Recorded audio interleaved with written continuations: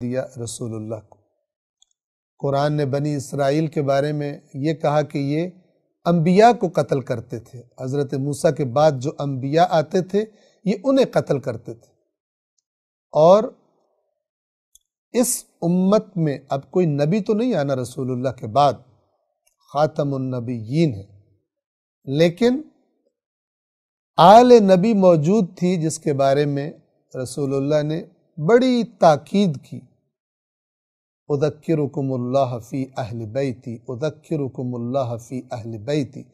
اذکرکم اللہ فی اہل بیتی۔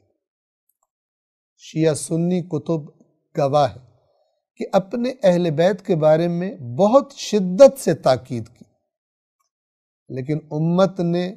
وہ کام جو بنی اسرائیل حضرت موسیٰ کے بعد اپنے انبیاء کے ساتھ کیا کرتے تھے، اس امت نے وہی کام اپنے نبی کی آل کے ساتھ کیا، جن کے بارے میں رسول اللہ شدید ترین تاکید اور نصیحت کر کے گئے تھے۔ ان کو ان کا مقام تو نہ دیا، الٹا ان کو ذبح کر دیا، کسی کو زہر دے دیا، کسی کے بدن کو تیروں اور تلواروں اور پتھروں سے چھلنی کر دیا، اور اس کے بعد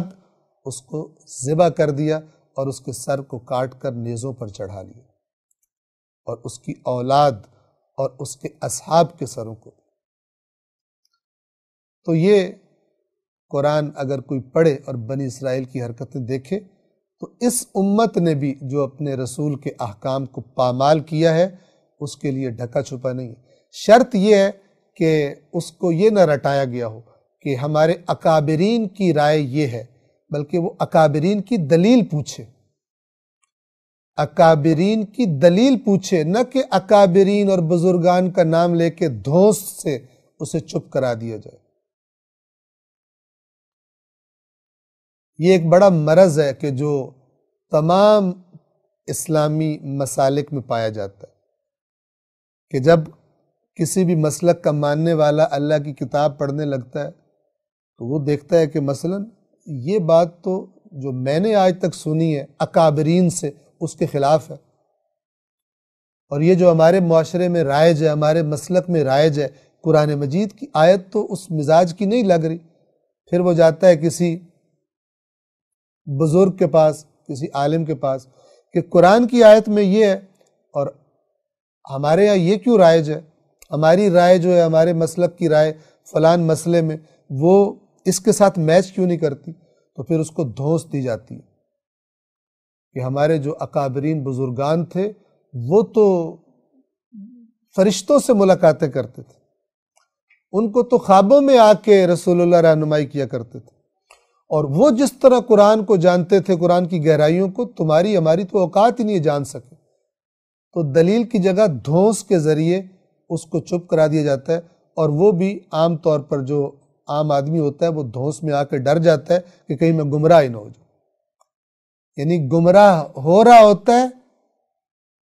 ہدایت کی طرف جانے کے راستے سے رک کے ہدایت کی طرف جانے کو سمجھ رہا ہوتا ہے میں گمراہ نہ ہو جاؤں، چونکہ ہدایت تو وہ ہے جو قرآن نے دی ہوئی۔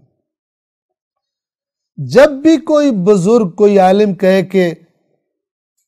ایسی بات کہے، چاہے جتنے مرضی بزرگان کا نام لے، کہ جو آپ کو قرآن کی آیت سے سمجھ نہیں آ رہی، آپ کہیں کہ بزرگان کا نام نہیں لو، بزرگان کی دلیل دو مجھے، بزرگان نے کیوں وہ بات کی ہے جو قرآن مجید کی آیت سے مجھے سمجھ نہیں آ رہی۔ یہ وہ نقطہ ہے کہ جہاں پہ ساری سٹوری چلتی ہے،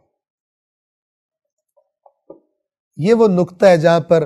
خلاف آیات قرآن نظریات اور عقائد کی فیکٹری لگائی جاتی ہے۔ فلان نے یہ فرمایا، ہمارے ائمہ اہل بیت نے ہمیں فارمولہ یہ دیا کہ ہم سے منسوب بات بھی آیات قرآن پہ پرکھیں۔ فَهَلْ مِن مُدَّكِرْ، تو ہے کوئی سمجھنے والا، نصیحت لینے والا۔ یہ بیماری جب تک اسلامی مسالک کے اندر سے ختم نہیں ہوتی تب تک یہ اپنے اپنے بزرگان کی پوجا کر کے ایک دوسرے کو ایسے ہی مارتے رہیں گے، کیونکہ اپنے اپنے بزرگان کو کہتے نہیں ہیں لیکن خطا سے پاک سمجھتے ہیں۔ اپنے مکتب کے علماء کو، ہمارے جو فنان عالم تھے ان کے تو یہ معجزات تھے، اور وہ تو یوں خوابوں میں یوں کرتے تھے، اور وہ یہ کرتے تھے تو یہ ہو جاتا تھا۔ ہر مسلک میں آپ چلے جائیں، آپ کو اس قسم کی سٹوریز بے تحاشا مل جائیں گی، اور ان کی پھر دہشت اتنی زیادہ عوام کے ذہنوں میں ڈال دی جاتی ہے کہ عوام پھر قرآن تو ویسے ہی پڑھنے نہیں دیا جاتا۔ قرآن پہ تو پتہ نہیں کیا کیا لیبل لگائے ہوئے ہیں کہ اس کے تو، جو میں بار بار عرض کرتا ہوں، ایک ایک لفظ کے پتہ نہیں کتنے کتنے معنی ہیں، تمہیں پتہ نہیں کون سا سمجھ آئے، مراد پتہ نہیں کون سا معنی ہو۔ ایک انتہائی بیہودہ ترین بات کہ جس نظریے کی بیہودگی تھوڑا سا بھی قرآن میں کوئی غور کرے اور عقل سے کام لے، یہ جو ہے 70 معنی، اس بات کی بیہودگی کامن سینس بھی استعمال کی جائے تو واضح ہو جاتی ہے۔ لیکن افسوس کہ بڑے بڑے اپنے آپ کو پتہ نہیں کیا کیا القابات لگانے والے اسی کنفیوژن کا شکار کرتے ہیں اللہ کی کتاب کے بارے میں، اپنے عقل سے کام نہ لینے والے پیروکاروں کو اور پیچھے چلنے والوں کو۔